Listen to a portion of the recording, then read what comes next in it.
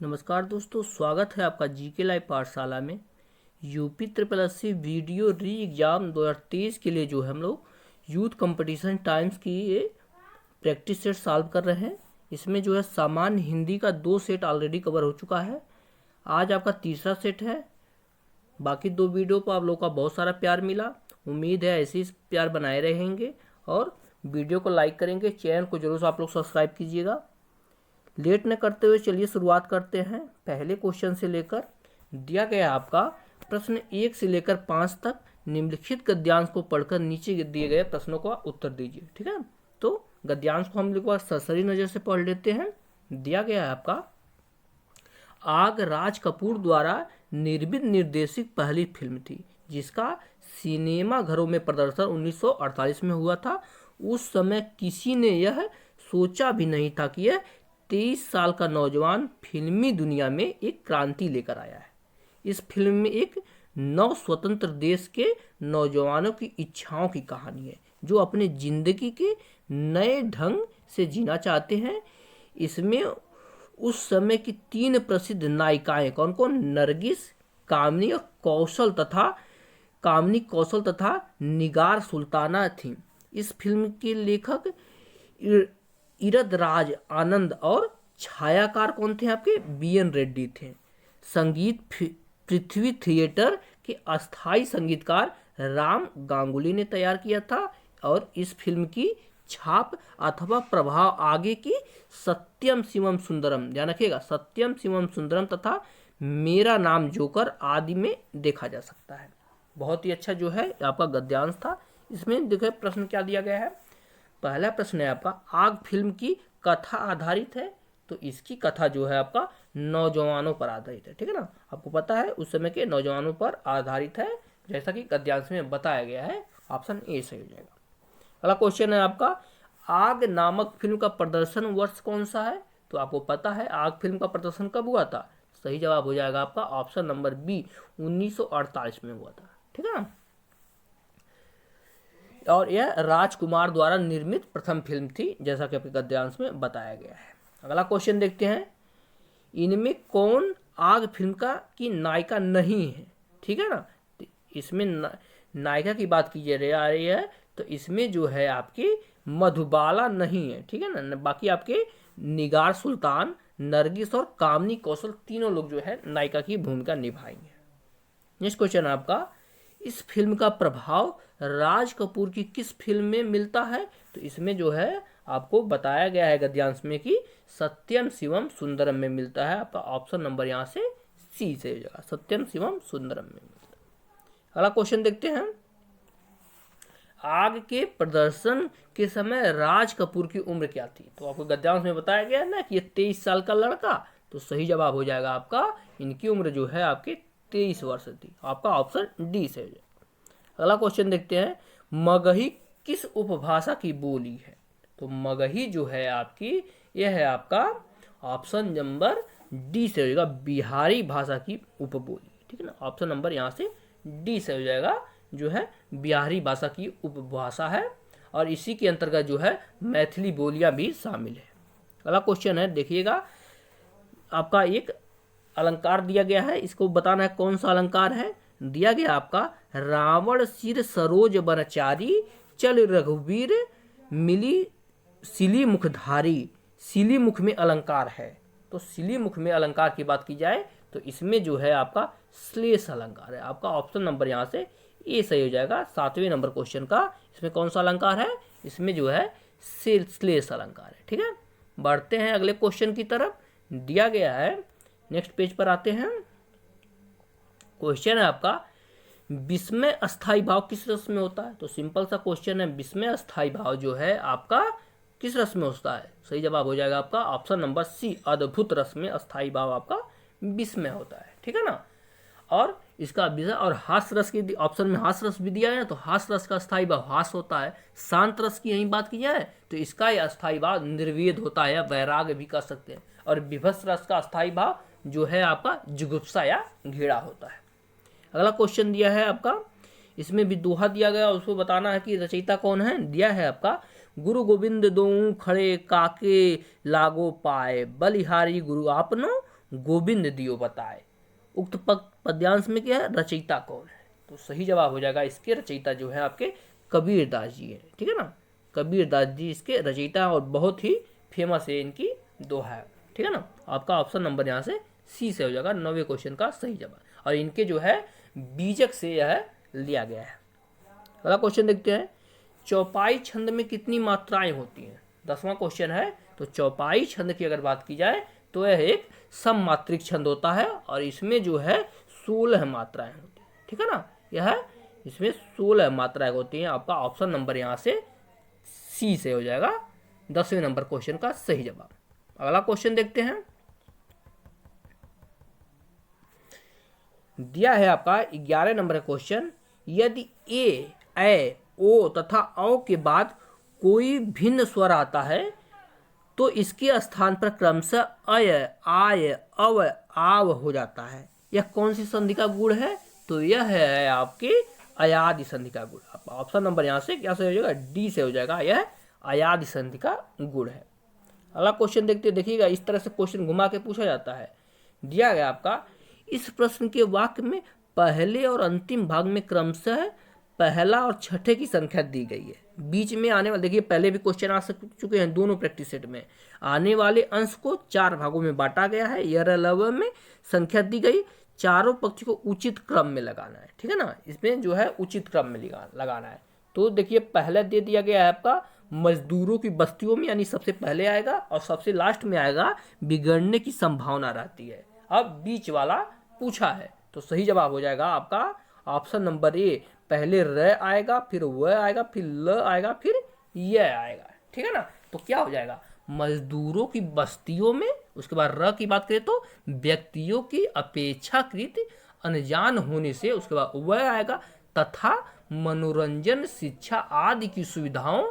फिर ल आएगा, और कल्याणकारी कार्यकलापों के न होने से। और लास्ट में यह आएगा, वहाँ के बेकार रहने वाले व्यक्तियों के बिगड़ने की संभावना रहती है। इस तरह से आपका 12वां क्वेश्चन समाप्त होगा। ठीक है, उम्मीद है आपको जरूर समझ में आया होगा। अगला क्वेश्चन देखते हैं, खेत का सही तत्सम शब्द क्या है? तो खेत जो है आपको पता है, खेत का तत्सम की बात करिए तो सही जवाब हो जाएगा क्षेत्र होता है ना, क्षेत्र होता है। देखिए क्षेत्र 2 तरह से लिखा गया है, ध्यान रखिएगा। क्षेत्र इस तरह से भी लिखा गया है, सी और बी, लेकिन आपको पता है सही शब्द है आपका क्षेत्र, इस तरह से कहता है। ऑप्शन नंबर यहाँ से बी से हो जाएगा 13 नंबर क्वेश्चन का सही जवाब। ठीक है ना, अगला क्वेश्चन देखते हैं, जहां उपमेय में उपमान की समानता की संभावना व्यक्त की जाती है। ध्यान रखिएगा, जहां उपमेय में उपमान की समानता की संभावना व्यक्त की जाती है, वहां कौन सा अलंकार होता है?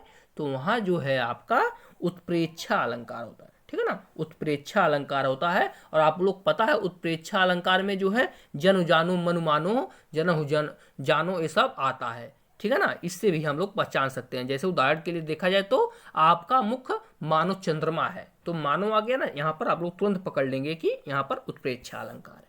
ठीक है, अगला क्वेश्चन दिया गया है आपका, जो है इसमें एक दोहा दिया गया, उसके बाद रस पूछा है कौन सा है। तो दिया है आपका, देखी सुदामा की दीन दशा, करुणा करके करुणा निधि, रोए में कौन सा रस है? तो आपको पता है करुण दिखाया गया है, तो यहाँ पर जो है कौन सा रस होगा? सही जवाब होगा करुण रस हो जाएगा। ठीक है ना, आपका ऑप्शन नंबर यहाँ पर सी से हो जाएगा, करुण हो जाएगा। तो ऑप्शन नंबर यहाँ से सी से हो जाएगा।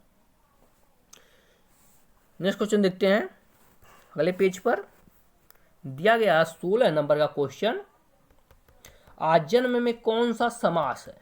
ठीक है ना, आजन्म में कौन सा समास है? तो सही जवाब हो जाएगा आजन्म की, इसमें जो है आपका बहु, आप माफ कीजिएगा, अव्ययी भाव समास है। आपका ऑप्शन नंबर यहाँ से सी से हो जाएगा, क्या हो जाएगा?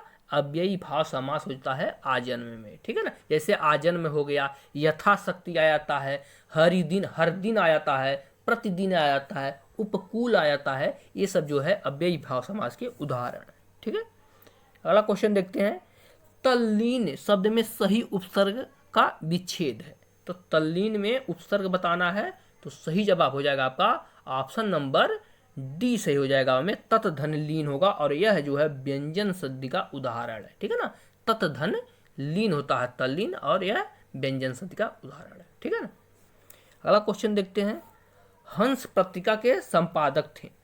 हंस पत्रिका के संपादक कौन थे? तो सही जवाब हो जाएगा आपका 18 नंबर क्वेश्चन का ऑप्शन नंबर ए यहाँ सही हो जाएगा। मुंशी प्रेमचंद जो थे वह हंस पत्रिका के जो है संपादक थे। आपका ऑप्शन ए सही हो जाएगा, ठीक है ना। और यह जो है पत्रिका 1930 में बनारस से प्रकाशित होती है, ठीक है ना।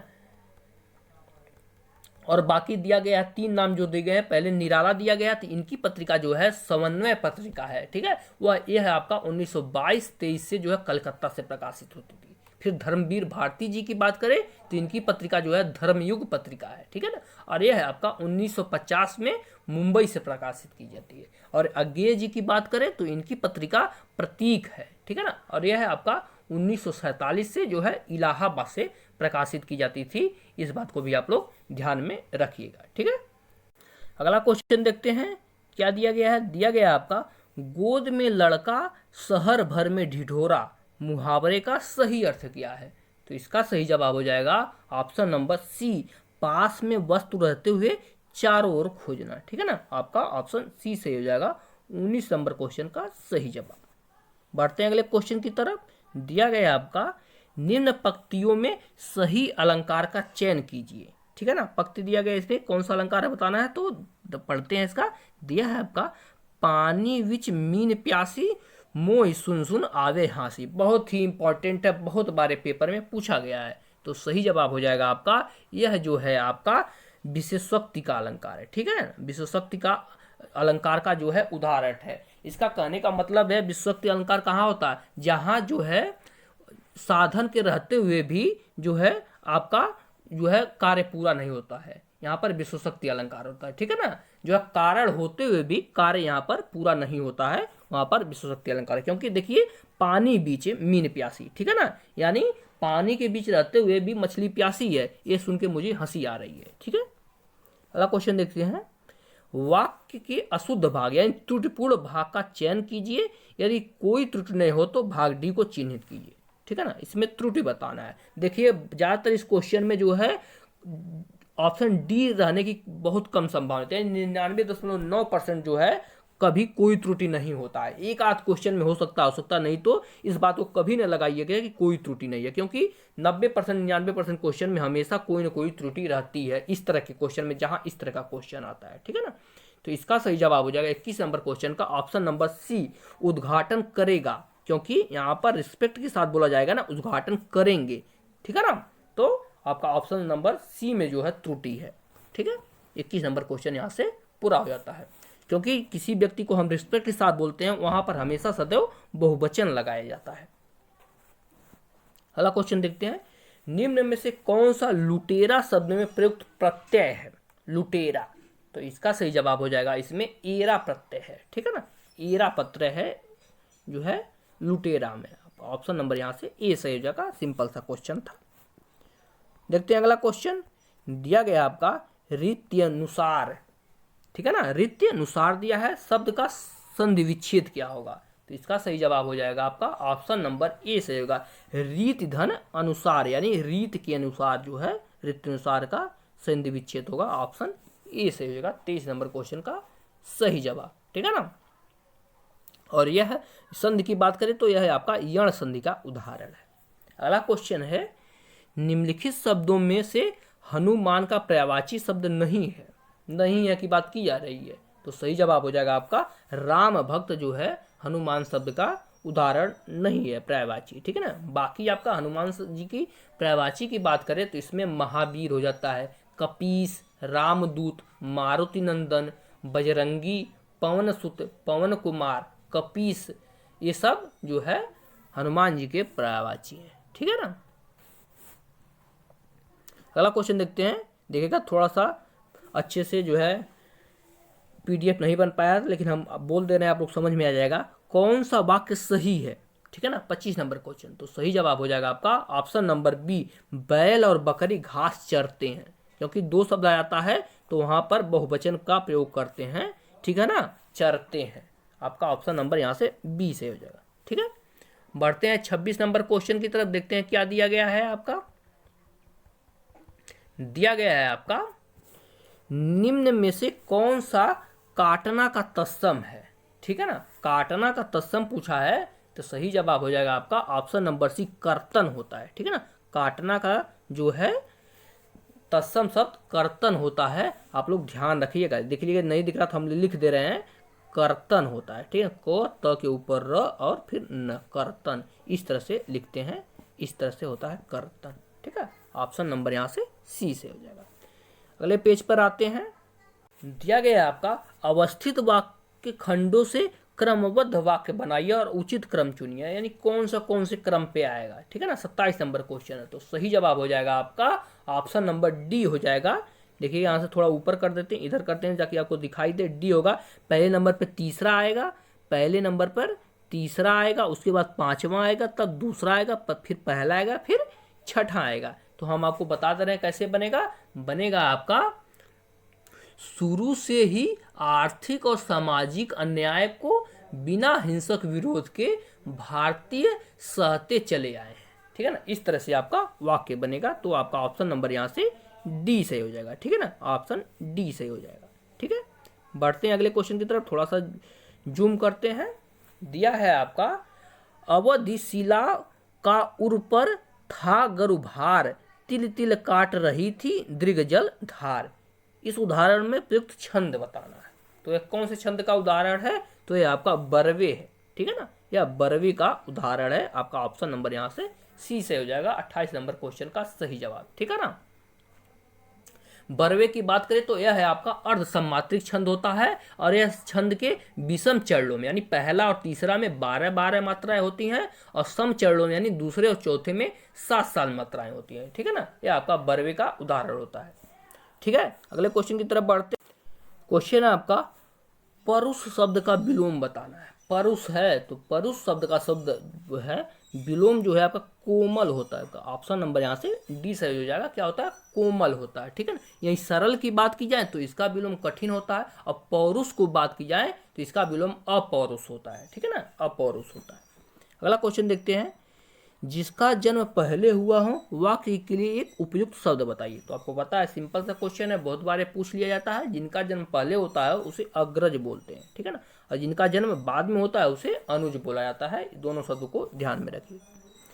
आगे दिया गया है आपका चिरजियो जोर जुरे क्यों न स्नेह गंभीर को घटिए वृषभानुजा वे हलधर के वीर।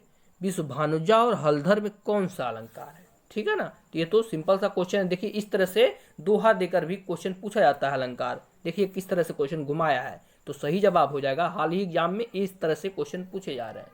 सही जवाब हो जाएगा ऑप्शन नंबर सी। इन दोनों में जो है श्लेष अलंकार है। ठीक है ना, श्लेष अलंकार है। आपका ऑप्शन नंबर यहाँ से सी से हो जाएगा 31 नंबर क्वेश्चन का। ठीक है ना, बढ़ते हैं अगले क्वेश्चन की तरफ, देखते हैं क्या दिया गया है। क्वेश्चन दिया गया है आपका, मेरे घर से आपका घर 5 किलोमीटर दूर है। इस वाक्य में घर से में कौन सा कारक है।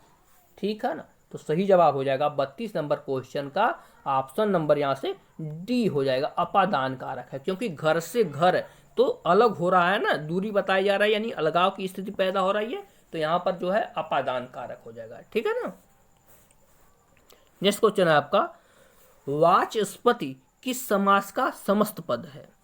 तो यह जो है आपका थोड़ा कठिन क्वेश्चन है। यह है आपका अलुक तत्पुरुष है। ठीक है ना, तत्पुरुष समास में के कई भेद होते हैं ना, तो उसमें जो है अलुक तत्पुरुष का यह है आपका भेद है। आपका ऑप्शन नंबर डी से हो जाएगा। ठीक है, अगला क्वेश्चन देखते हैं। 34 नंबर का क्वेश्चन है, निम्नलिखित में से कौन सा शब्द पुल्लिंग है। तो पुल्लिंग की अगर बात करें तो सही जवाब हो जाएगा आपका ऑप्शन नंबर बी जो है व्यय जो है आपका पुल्लिंग शब्द है। बाकी आय है, नहर है, लहर है, ये तीनों शब्द जो है स्त्रीलिंग शब्द के उदाहरण है। ठीक है ना, अगला क्वेश्चन देखते हैं 35 नंबर का क्वेश्चन, निम्नलिखित शब्दों से एक वचन कौन सा है। ठीक है ना, तो इसका सही जवाब हो जाएगा आपका ऑप्शन नंबर डी जो तेल जो है आपका एक वचन का उदाहरण है। ठीक है ना, तेल जो है एक वचन का उदाहरण। बाकी प्राण आपको पता है, प्राण पे खेरी उड़ गए, ये सब जो है बहुवचन के उदाहरण है। ओठ भी बहुवचन है और दर्शन भी बहुवचन, क्योंकि लोग सामान्य भाषा में बोलते हैं ना कि आपके दर्शन नहीं मिल रहे हैं, आपके दर्शन दूभर हो गए हैं, तो वह आपका जो है एक वचन का बहुवचन का उदाहरण है। अगला क्वेश्चन देखते हैं, विद्याभास, ठीक है ना, विद्याभ्यास जो है का संधि विच्छेद क्या होगा? तो इसका संधि विच्छेद होगा आपका ऑप्शन नंबर सी, विद्याधन अभ्यास, ठीक है ना, विद्याधन अभ्यास होगा आपका ऑप्शन नंबर यहाँ से सी सही हो जाएगा। यह है आपका दीर्घ संधि का उदाहरण है, ठीक है ना, जब दो समान स्वर मिलते हैं और उसका दीर्घीकरण हो जाता है तो वह आपका दीर्घ संधि हो जाता है, ठीक है ना। आते हैं अगले पेज पर, देखते हैं क्या दिया गया है क्वेश्चन। क्वेश्चन है आपका, जय पराजय में कौन सा समास है? तो जय पराजय जो है यह आपका अव्ययी भाव समास का भेद है, ठीक है ना, यह कौन सा समास है?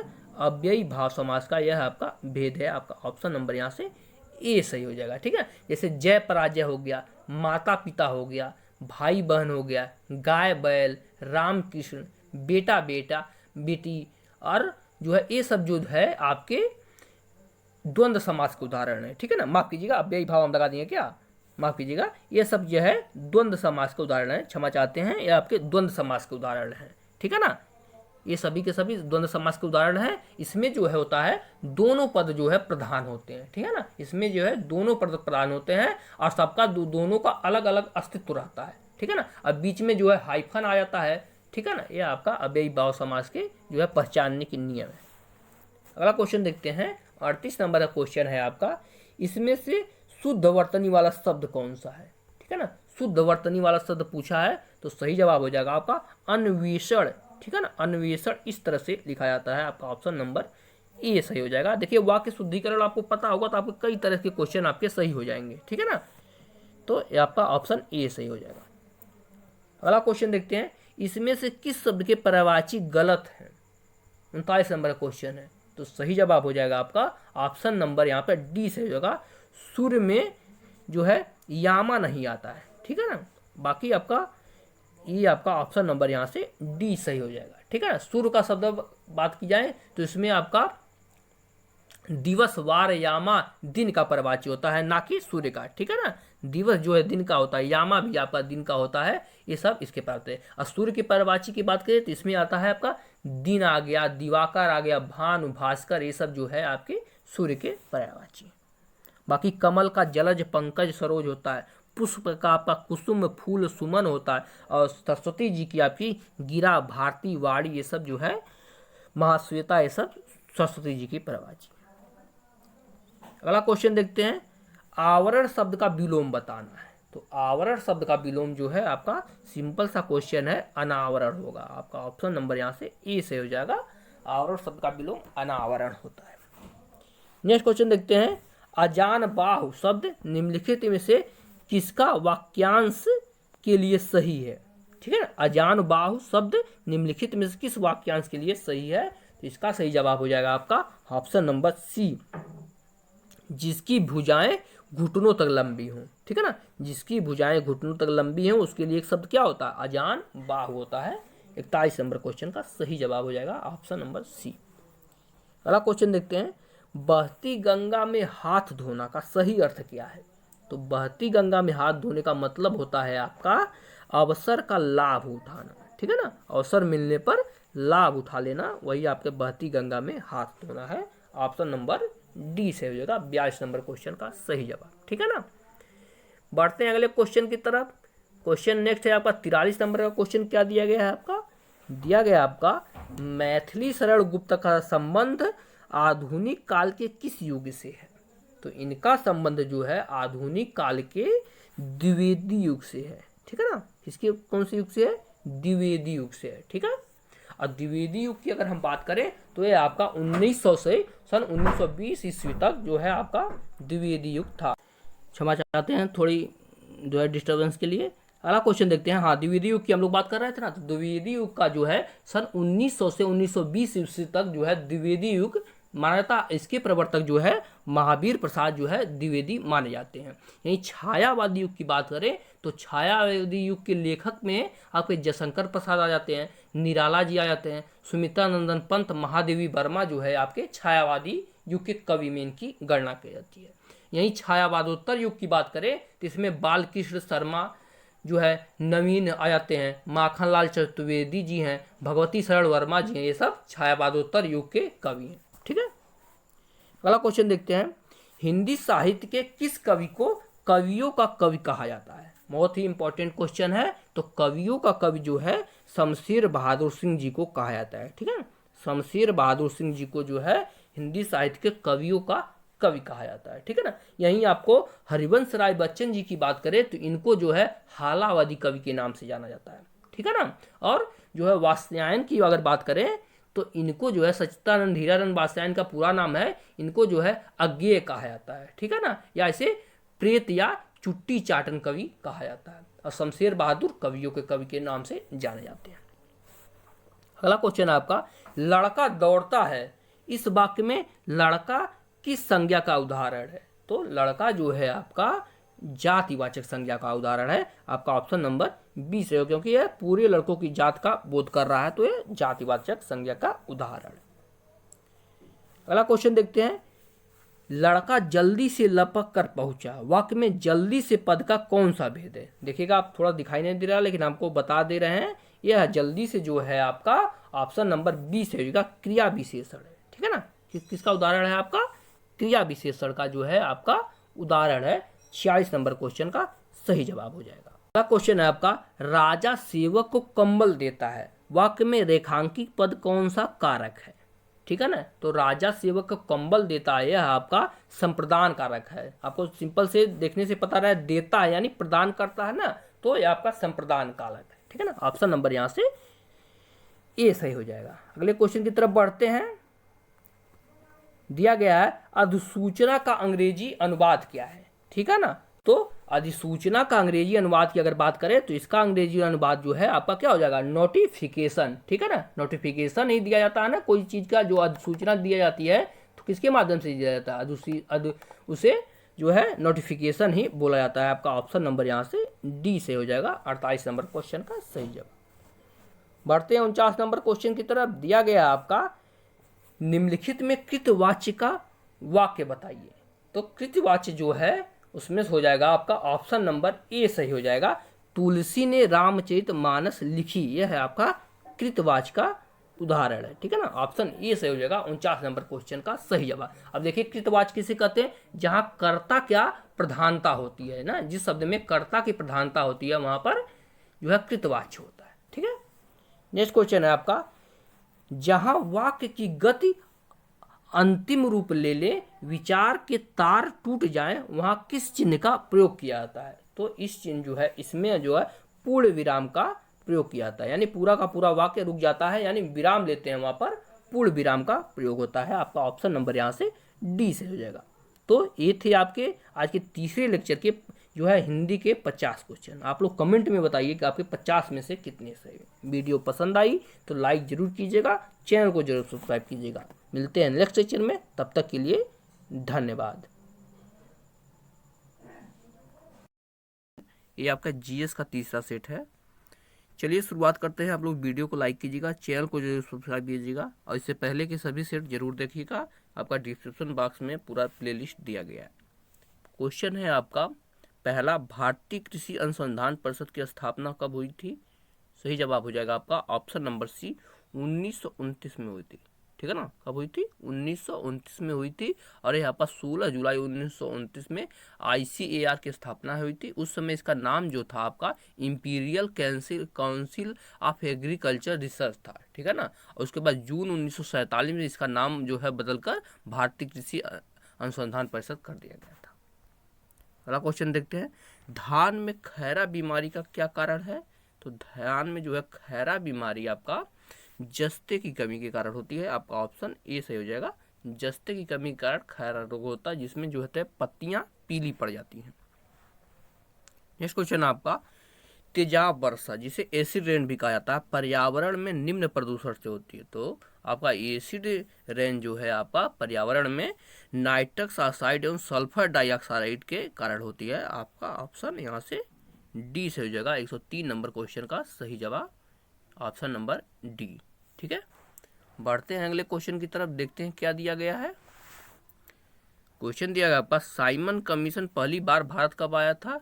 तो सही जवाब हो जाएगा आपका ऑप्शन नंबर यहाँ से बी सही हो जाएगा। साइमन कमीशन जो है 1928 में पहली बार भारत आई था और इसका गठन जो है 8 नवंबर 1927 को, देखिएगा 1927 में इसका गठन हो गया था, लेकिन ये भारत में जो है 1928 में आया था। गठन कब हुआ था? 8 नवंबर 1927 में लंदन में इसका गठन हुआ था। और इसके जो है आपके नेतृत्वकर्ता जो कि जॉन साइमन थे, ठीक है। फिर 1928 में पहली बार यह भारत आया और साइमन कमीशन का गठन 1919 ईस्वी के सुधारों की जांच के लिए हुई थी। इसमें सभी सदस्य अंग्रेज थे, इसी के कारण जो है भारत में इसका विरोध हुआ था। अगला क्वेश्चन है आपका, अखिल भारतीय किसान महासभा सर्वप्रथम कहाँ आयोजित की गई थी? तो अखिल भारतीय किसान महासभा की बात करें तो सर्वप्रथम इसका आयोजन जो है लखनऊ में हुआ था। ऑप्शन यहाँ से सी से हो जाएगा। लखनऊ में पहली बार इसका आयोजन हुआ था और यह हुआ था आपका 11 अप्रैल 1936 में जो है इसका स्थापना हुई थी। अगले क्वेश्चन की तरफ बढ़ते हैं। दिया गया है क्वेश्चन, व्हिटले पुरस्कार किस क्षेत्र में दिया जाता है?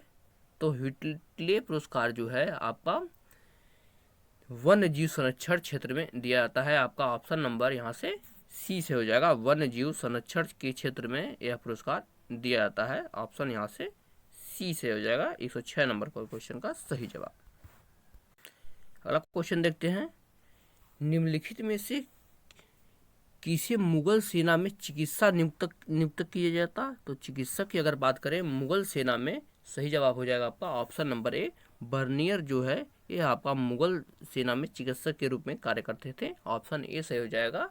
और ये आपके फ्रांसीसी यात्री थे। ध्यान रखिएगा, क्वेश्चन बार बार पूछा जाता है। यह फ्रांसीसी यात्री थे, यह शाहजहां के दरबार में चिकित्सक के रूप में कार्य करते थे। ध्यान रखिएगा, यह दारा सिको औरंगजेब से जो है वाले उत्तराधिकारी के लड़ाई के साक्षी हैं। जो है दारा सिको औरंगजेब के बीच जो है उत्तराधिकारी के लिए जो लड़ाई हुई थी उसमें ये आपका साक्षी है। अगला क्वेश्चन देखते हैं। दिया गया आपका मॉन्ट्रियल प्रोटोकॉल निम्नलिखित में से किसके क्षण से संबंधित है? तो मॉन्ट्रियल प्रोटोकॉल जो है यह आपका सही जवाब हो जाएगा ओजोन परत के क्षण से संबंधित है। ऑप्शन यहाँ से सी से हो जाएगा। 108 नंबर क्वेश्चन का सही जवाब हो जाएगा ओजोन परत के संरक्षण से संबंधित है। बढ़ते हैं अगले क्वेश्चन की तरफ।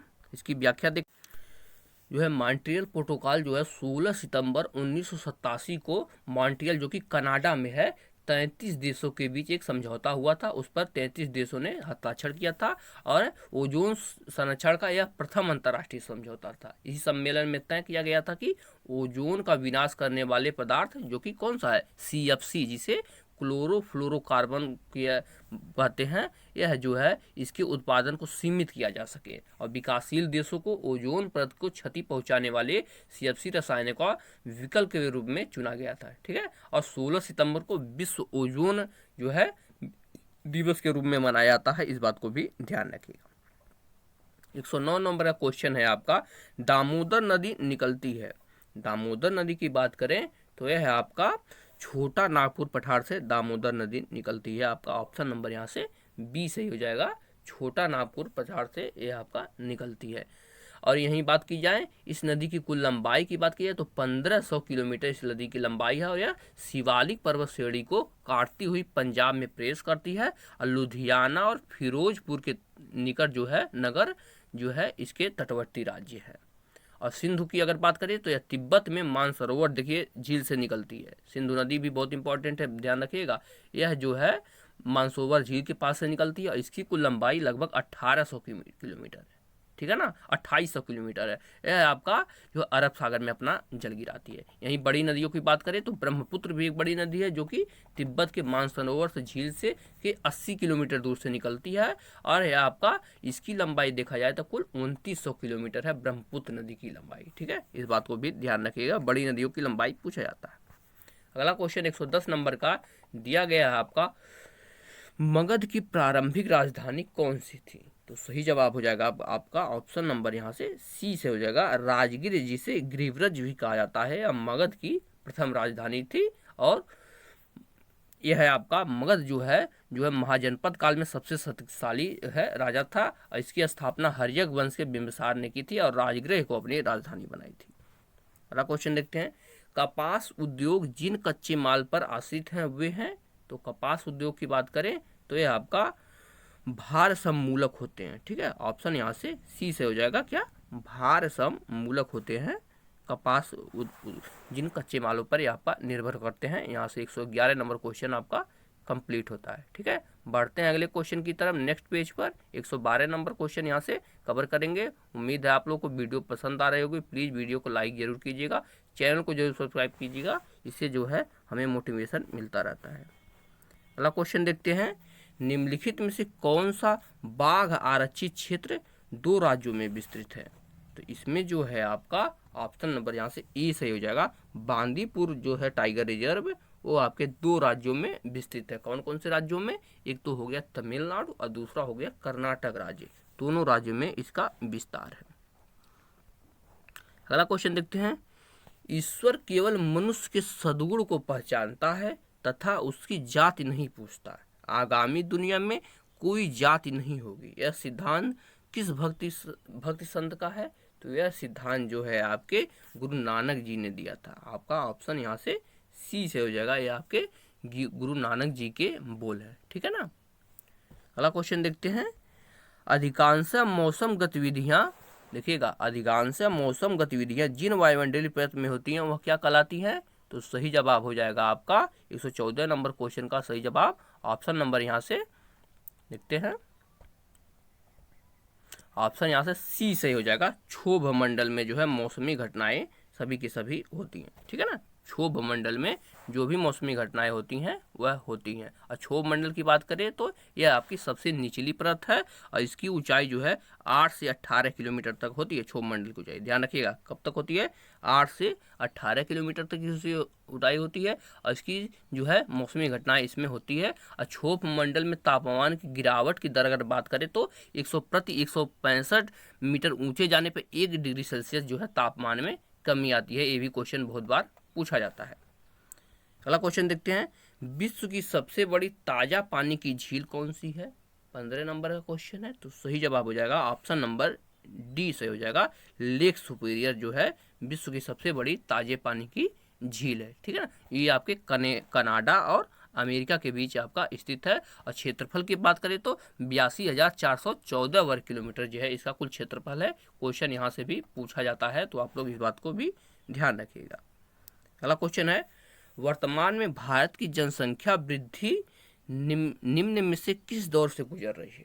तो जनसंख्या वृद्धि का अभी देखिए हाल ही में न्यूज के अनुसार आप लोग देख रहे हैं कि भारत जो है जनसंख्या में चीन से भी आगे निकल चुका है। तो जनसंख्या वृद्धि भारत में अगर बात करें तो तीव्र उच्च विकास दर से बढ़ रही है, या कहे तो निश्चित रूप से गिरने की प्रवृत्ति के साथ उच्च दर से बढ़ रही है। ये आपका असली ऑप्शन यही हो जाएगा, निश्चित रूप से गिरने की प्रवृत्ति के साथ उच्च दर से वृद्धि कर रही है आपका भारत की जनसंख्या वृद्धि दर जो है।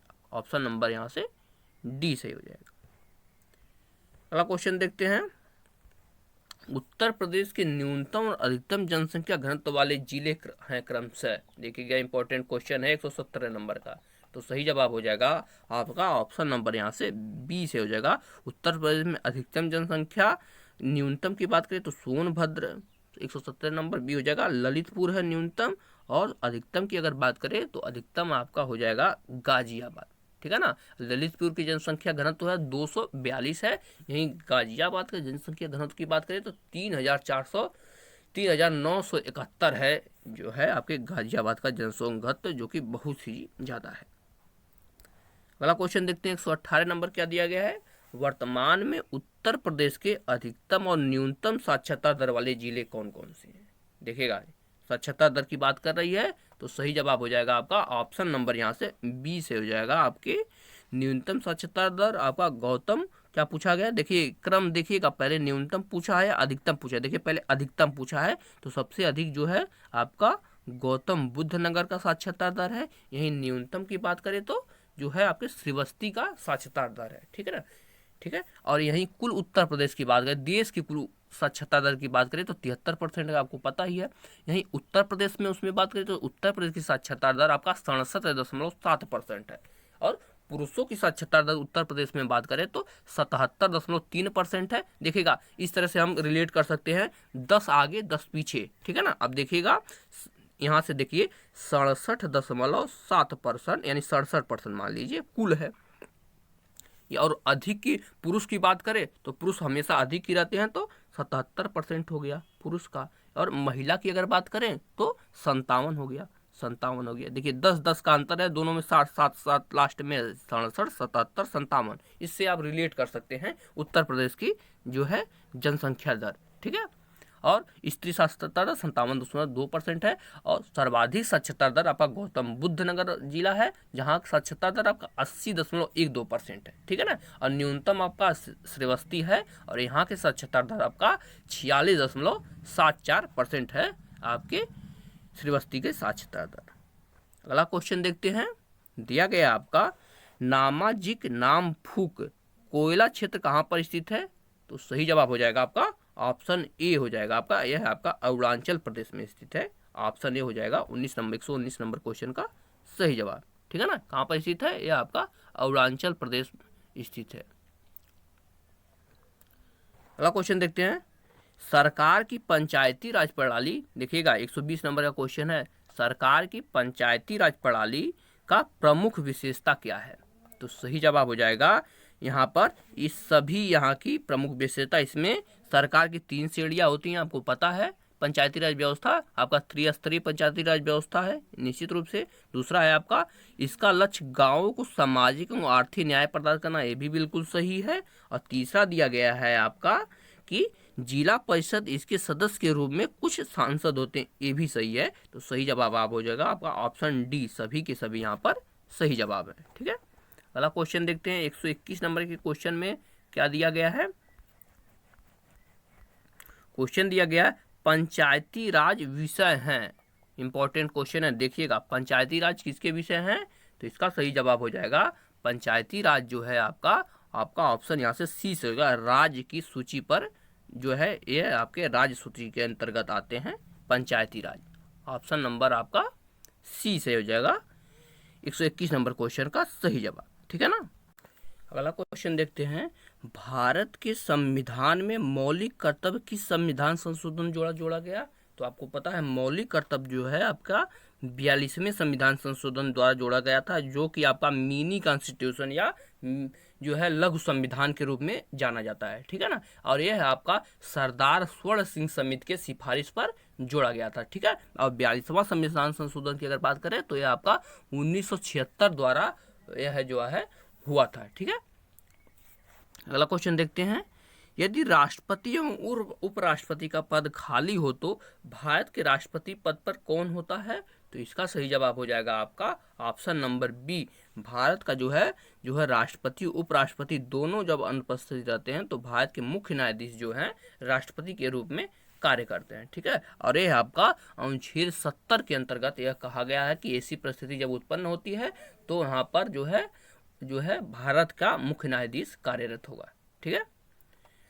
अगला क्वेश्चन देखते हैं, 124 नंबर का क्वेश्चन है, इंद्रधनुषीय क्रांति का संबंध किससे है? तो सही जवाब हो जाएगा आपका ऑप्शन नंबर डी जो है, इंद्रधनुषीय क्रांति के अंतर्गत कई क्रांतियां एक साथ लाई गई थी। इसमें आपका हरित क्रांति हो जाता है, नीली क्रांति हो जाता है, श्वेत क्रांति भी जो है शामिल की गई थी। सही जवाब हो जाएगा आपका ऑप्शन नंबर यहाँ से डी सही हो जाएगा, उपरोक्त सभी इंद्रधनुषीय क्रांति से संबंधित, ठीक है।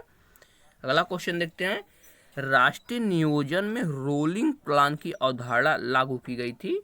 तो रोलिंग प्लान की अवधारणा जो है कब लागू की गई थी? सही जवाब हो जाएगा आपका ऑप्शन नंबर यहाँ से सी से होगा, जनता सरकार के द्वारा रोलिंग जो है प्लान लाया गया था। ऑप्शन यहाँ से सी से हो जाएगा। अगले क्वेश्चन की बात करते हैं, त्रियाम में लेजर किरण की सहायता से छाया चित्र बनाने की विधि क्या कहलाता है? तो सही जवाब हो जाएगा आपका त्रिविमीय चित्र बात करें इससे बनता है, और यह कहलाता है आपका ऑप्शन नंबर डी सही हो जाएगा, माफ कीजिए बी सही होगा, जीरोग्राफी कहलाता है। इस क्वेश्चन में थोड़ा सा कंफ्यूजन है, इसका क्वेश्चन जो है आंसर अगर ठीक होगा तो हम कमेंट में बता देंगे। जहाँ तक हमें पता है इसे आपका होलोग्राफी का, माफ कीजिएगा इसे होलोग्राफी कहते हैं। ऑप्शन एकदम सही है, ऑप्शन ए सही हो जाएगा, होलोग्राफी से कहा जाता है। अगला क्वेश्चन देखते हैं, थर्मस बोतल एवं पेय पदार्थ को कुछ समय तक उसी ताप पर रखने के लिए उसकी दीवारों पर निम्न परत लगाई जाती है। तो इसकी दीवारों पर जो है आपका रजत परत लगाई जाती है। ऑप्शन यहाँ से सी से हो जाएगा 127 नंबर का क्वेश्चन का सही जवाब। इस पे क्या लगाया जाता है, रजत परत यानी चांदी की परत जो है लगाई जाती है थर्मस की बोतलों पर।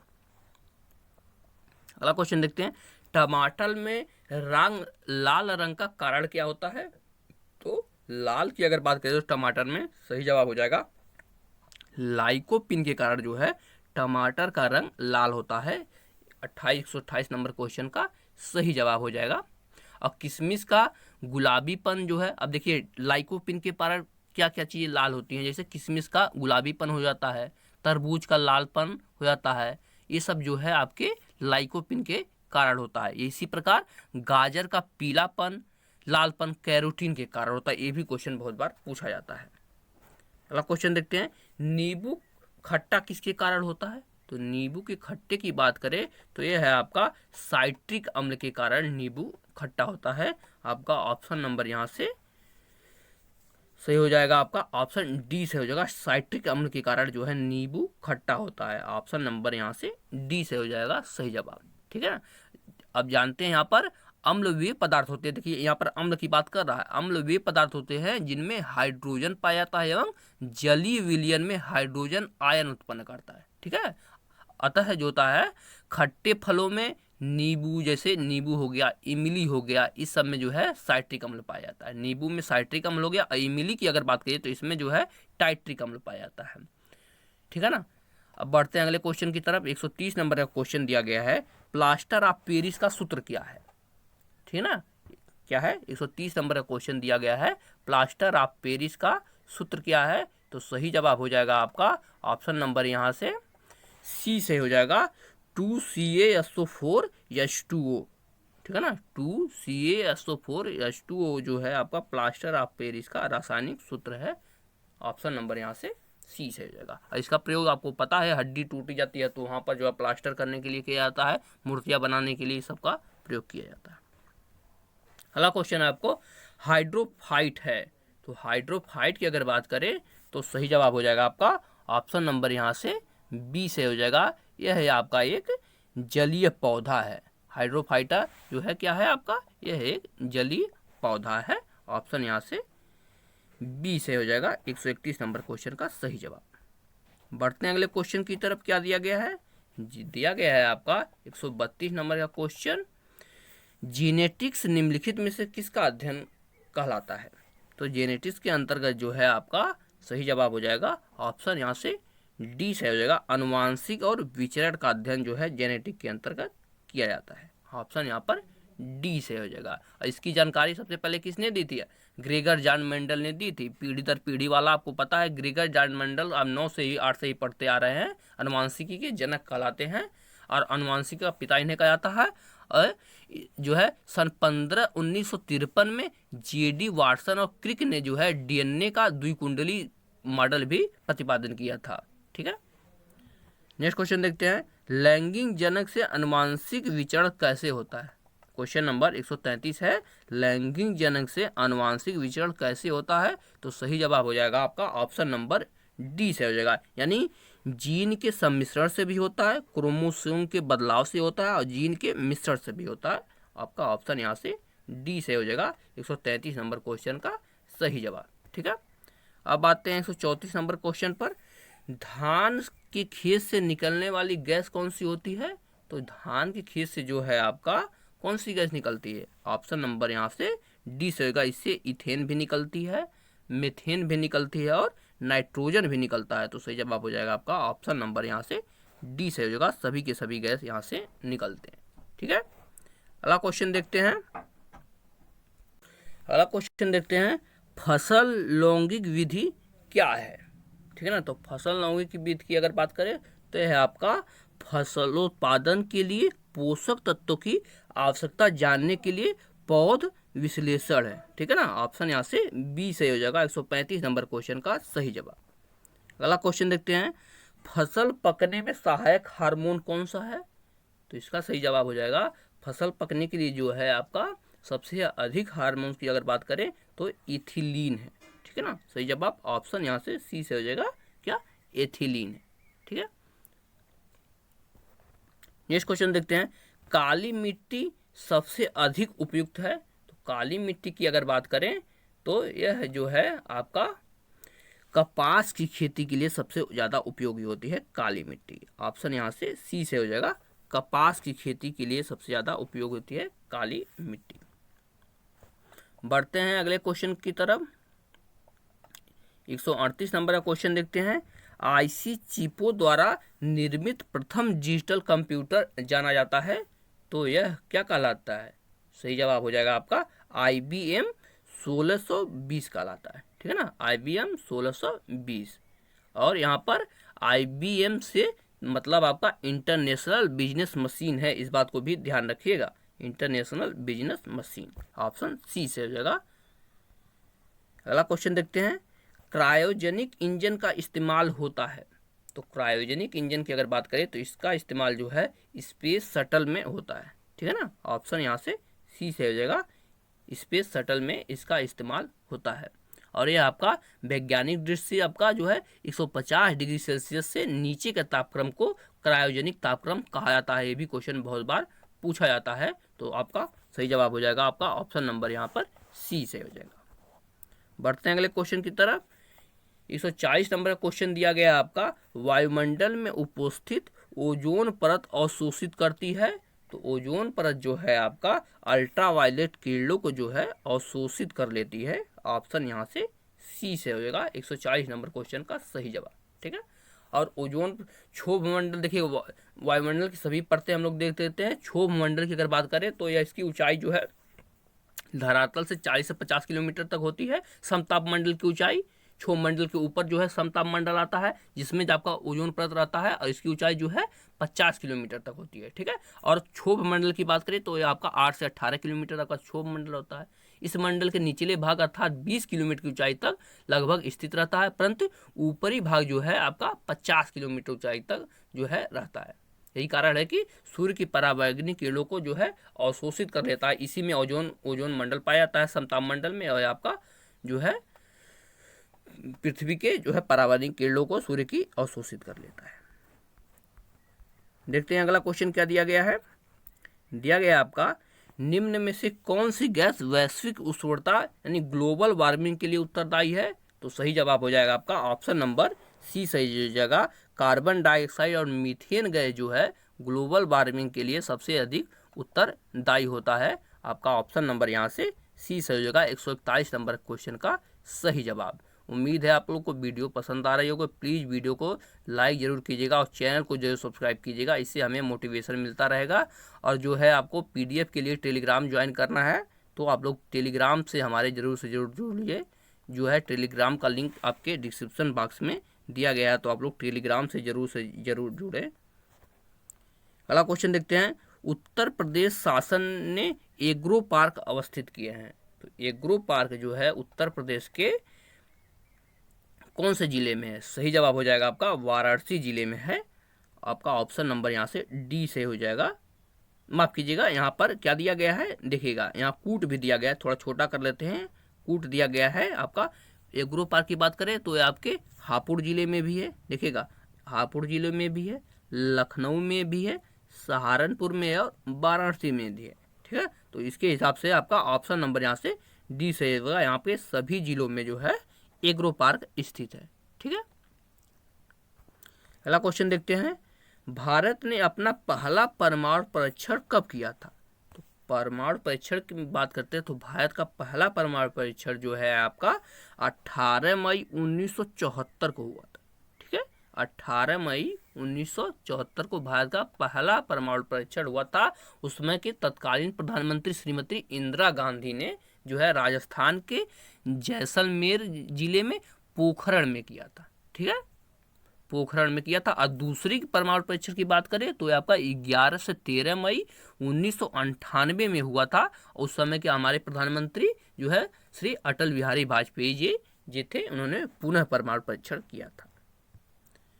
बढ़ते हैं अगले क्वेश्चन की तरफ। दिया गया है आपका, वर्ष 2060 तक शुद्ध शून्य ग्रीन हाउस गैस उत्सर्जन का स्तर प्राप्त होने की घोषणा किस देश ने की है? 144 नंबर क्वेश्चन है, तो सही जवाब हो जाएगा आपका सऊदी अरब ने की है इसकी घोषणा। ठीक है, ऑप्शन यहाँ से सी से हो जाएगा यह आपका सऊदी अरब ने की थी। और भारत की अगर बात करें तो भारत ने यह लक्ष्य जो है 2070 तक प्राप्त करने की जो है घोषणा की है, यानी लक्ष्य बना रहा है। अगला क्वेश्चन है आपका, उत्तर प्रदेश की अर्थव्यवस्था नामक पुस्तक किसके द्वारा लिखी गई है? तो यह पुस्तक जो है इंपॉर्टेंट पुस्तक है, बहुत बार पेपर में पूछा जाता है। सही जवाब हो जाएगा आपका जो है इनमें से कोई नहीं, ठीक है ना, क्योंकि उनका नाम इसमें नहीं दिया गया है, तो इनमें से कोई नहीं, क्योंकि इस पुस्तक के लेखक अरविंद नारायण मिश्र हैं, ठीक है ना, अरविंद नारायण मिश्र हैं, दिया तो गया है। और देखिए अतुल चंद्र दोनों हैं, देखिए इसमें से क्यों इस उपयुक्त क्यों नहीं दिया गया, क्योंकि इसके लेखक में आते हैं अरविंद नारायण मिश्र भी हैं और अतुल चंद्र भी हैं, दोनों लोग मिल के लिखे हैं, तो इसलिए इसमें ऑप्शन नंबर डी दिया है, क्योंकि इसमें दोनों का ऑप्शन कहीं नहीं दिया है। अगला क्वेश्चन देखते हैं, निम्नलिखित में से किस क्रिकेट एसोसिएशन ने दुनिया के सबसे बड़े क्रिकेट बल्ले का अनावरण किया है? तो सही जवाब हो जाएगा आपका ऑप्शन नंबर यहाँ से बी से हो जाएगा, हैदराबाद क्रिकेट एसोसिएशन ने, ठीक है ना, हैदराबाद क्रिकेट एसोसिएशन ने ऐसा किया है, ऑप्शन नंबर यहाँ से बी से हो जाएगा, ठीक है। इसके अध्यक्ष कौन है? अजहरुद्दीन जो जी इसके अध्यक्ष हैं, इन्होंने ऐसा किया है। और इस बल्ले की अगर ऊंचाई की बात करें तो इसकी ऊंचाई जो है 56.1 फीट इसकी ऊंचाई है। और इसका वजन की अगर बात करें तो इस बल्ले का वजन जो है 9 टन का है, ठीक है। और यह चिनार की लकड़ी से बना है, ये भी क्वेश्चन जो है पूछा जा सकता है, क्योंकि आप एसआई का पेपर दे रहे हैं तो ऐसा क्वेश्चन पूछा, वीडियो का पेपर दे रहे हैं तो ऐसा क्वेश्चन पूछा जाता है, क्योंकि एसआई लेवल से ऊपर आपका क्वेश्चन है। अगला क्वेश्चन है, उत्तर प्रदेश सरकार ने किस स्टेशन का नाम बदलकर अयोध्या कैंट रखने का निर्णय लिया गया है? ठीक है ना, तो आपको सिंपल सा क्वेश्चन है, सबको पता है। सही जवाब हो जाएगा आपका फैजाबाद रेलवे स्टेशन का नाम बदलकर क्या कर दिया गया है? अयोध्या कैंट कर दिया गया है, ऑप्शन नंबर ए से हो जाएगा। और ये आपका योगी जी की सरकार ने, यानी योगी आदित्यनाथ जी की सरकार ने 23 अक्टूबर जो है 2021 को ऐसा किया है, जो है इसके साथ ही अयोध्या में स्थित अयोध्या कैंट को रामघाट स्टेशनों को जो भी विकसित किया जाएगा। अगला क्वेश्चन आपका, a century is not enough पुस्तक के लेखक कौन है? तो इसका सही जवाब हो जाएगा आपका ऑप्शन नंबर यहाँ से सी से हो जाएगा। इसके लेखक जो हैं सौरव गांगुली जी हैं, ठीक है ना। A century is not enough के पुस्तक के लेखक सौरव गांगुली हैं। अगला क्वेश्चन देखते हैं, निम्नलिखित में से किस राज्य में भारत का पहला टेस्ट ट्यूब बन्नी भैंस का बछड़ा पैदा हुआ? तो इसका सही जवाब हो जाएगा आपका ऑप्शन नंबर सी, गुजरात में ऐसा किया गया है, गुजरात। ऑप्शन नंबर यहाँ से सी सही हो जाएगा, गुजरात में। यह भैंस आपका 6 बार यानी चौथी एफ गर्भाधान के बाद पैदा हुआ है। यह प्रक्रिया आपके सुशीला एग्रो फार्म के किसान विनय एल वाल के घर जाकर पूरी की गई है, ठीक है ना। और यह जो है फार्म की अगर बात करें तो यह सोमनाथ जिले के गजेन गांव में स्थित है। और आज का लास्ट क्वेश्चन है, देश का पहला राज्य वन्य जीव डीएनए परीक्षण विश्लेषण प्रयोगशाला का उद्घाटन किया गया है। तो इसको उद्घाटन जो है कहाँ पर किया गया है? सही जवाब हो जाएगा आपका ऑप्शन यहाँ से डी से होगा, नागपुर में किया गया है। और यह आपका 22 अक्टूबर 2021 को महाराष्ट्र के मुख्यमंत्री जो है उद्धव ठाकरे ने महाराष्ट्र में किया था। तो इसका हो गया आपका 50 क्वेश्चन जो है आपके तीसरे पार्ट के पूरे होते हैं। यहाँ से वीडियो अगर पसंद आई हो तो लाइक जरूर कीजिएगा, चैनल को जरूर सब्सक्राइब कीजिएगा। इसके बाद जो है चौथा लेक्चर आपका जल्दी ही शाम तक या रात तक मिल जाएगा। मिलते हैं नेक्स्ट लेक्चर में, तब तक के लिए धन्यवाद।